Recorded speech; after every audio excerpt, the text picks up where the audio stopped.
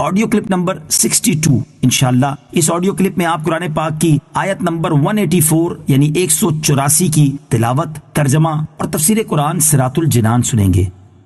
بسم اللہ الرحمن الرحیم۔ ترجمہ: اللہ کے نام سے شروع جو نہایت مہربان رحمت والا ہے۔ ایاما معدودات فمن كان منكم مريضا أو على سفر فعدة من أيام أخر وعلى الذين يطيقونه فدية طعام مسكين فمن تطوع خيرا فهو خير له وَأَن تَصُومُوا خَيْرٌ لَكُمْ إِن كُنتُمْ تَعْلَمُونَ۔ ترجمہ: گنتی کے چند دن ہیں تو تم میں جو کوئی بیمار ہو یا سفر میں ہو تو اتنے روزے اور دنوں میں رکھے، اور جنہیں اس کی طاقت نہ ہو ان پر ایک مسکین کا کھانا فدیہ ہے۔ پھر جو اپنی طرف سے نیکی زیادہ کرے تو وہ اس کے لیے بہتر ہے، اور اگر تم جانو تو روزہ رکھنا تمہارے لیے زیادہ بہتر ہے۔ ایام معدودات، گنتی کے چند دن ہیں۔ تفسیر صراط الجنان میں ہے فرض روزے گنتی کے دن ہیں، یعنی صرف رمضان کا ایک مہینہ ہے جو 29 دن کا ہوگا یا 30 دن کا، لہٰذا گھبرانے کی ضرورت نہیں، بلکہ یہ ذہن میں رکھو کہ جس رب عز و جل نے تمہیں 11 ماہ کھلایا پلایا، وہ اگر ایک ماہ صرف دن کے وقت کھانے پینے سے منع فرما دے، اور اس فاقے میں بھی تمہارے جسم و روح، ظاہر و باطن، دنیا اور آخرت کا فائدہ ہو تو ضرور اس کی اطاعت کرو۔ فَمَن كَانَ مِنكُم مَّرِيضًا، تو تم میں جو کوئی بیمار ہو۔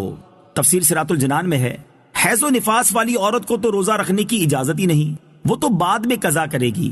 اس کے علاوہ بھی چند افراد ہیں جنہیں روزہ چھوڑنے کی اجازت ہے۔ آیت میں بطور خاص بیمار اور مسافر کو رخصت دی گئی ہے، لیکن یہ یاد رہے کہ سفر سے مراد 3 دن کی مسافت یعنی 57.5 میل یعنی 92 کلومیٹر ہے۔ اس سے کم سفر ہے تو روزہ چھوڑنے کی اجازت نہیں۔ مریض کو بھی رخصت ہے کہ جبکہ اسے روزہ رکھنے سے مرض کی زیادتی یا ہلاک ہونے کا اندیشہ ہو تو یہ روزہ چھوڑ دے اور بعد میں ممنوع ایام کے علاوہ اور دنوں میں روزہ رکھ لے۔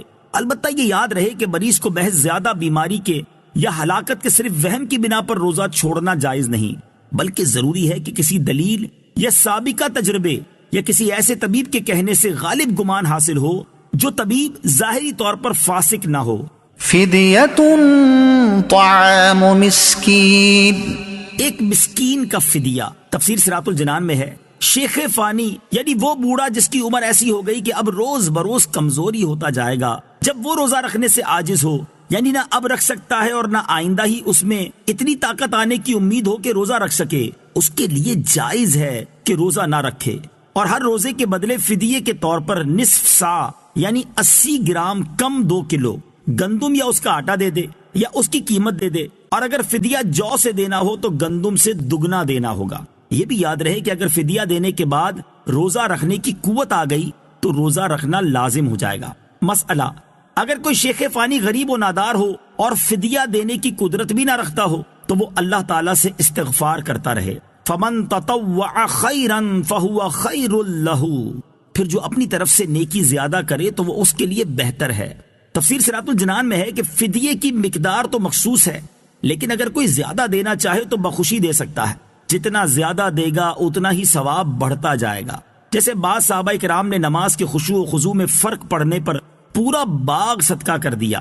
یہاں یہ بھی مسئلہ یاد رہے کہ مسافر و مریض کو روزہ نہ رکھنے کی اگرچہ اجازت ہے، لیکن زیادہ بہتر و افضل روزہ رکھنا ہی ہے، جیسا کہ آیت کے آخر میں فرمایا وَأَن تَصُومُوا خَيْرٌ لَكُمْ، اور تمہارا روزہ رکھنا تمہارے لیے بہتر ہے۔ روزے کے طبی فوائد۔ طبی لحاظ سے روزوں کے بے شمار فوائد ہیں، ان میں سے 6 فوائد درج ذیل ہیں۔ نمبر 1، روزہ رکھنے سے معدے کی تکالیف اور اس کی بیماریاں ٹھیک ہو جاتی ہیں اور نظام ہضم بہتر ہو جاتا ہے۔ نمبر 2، روزہ شوگر لیول، کولیسٹرول اور بلڈ پریشر میں اعتدال لاتا ہے اور اس کی وجہ سے دل کا دورہ پڑنے کا خطرہ نہیں رہتا۔ نمبر 3، روزے کے دوران خون کی مقدار میں کمی ہو جاتی ہے اور اس کی وجہ سے دل کو انتہائی فائدہ مند آرام پہنچتا ہے۔ نمبر 4، روزے سے جسمانی کھچاؤ، ذہنی تناؤ، ڈپریشن اور نفسیاتی امراض کا خاتمہ ہوتا ہے۔ نمبر 5، روزہ رکھنے سے موٹاپے میں کمی واقع ہوتی اور اضافی چربی ختم ہو جاتی ہے۔ نمبر 6، روزہ رکھنے سے بے اولاد خواتین کے ہاں اولاد ہونے کے امکانات کئی گنا بڑھ جاتے ہیں۔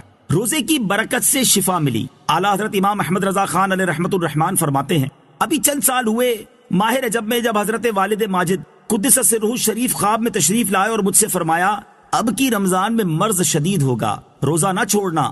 ویسا ہی ہوا اور ہر چند طبیب وغیرہ نے کہا، مگر میں نے بحمدہ تعالی روزہ نہ چھوڑا اور اسی کی برکت نے بفضلہ تعالی شفا دی کہ حدیث میں ارشاد ہوا ہے سومو تصحو، روزہ رکھو تندرست ہو جاؤ گے۔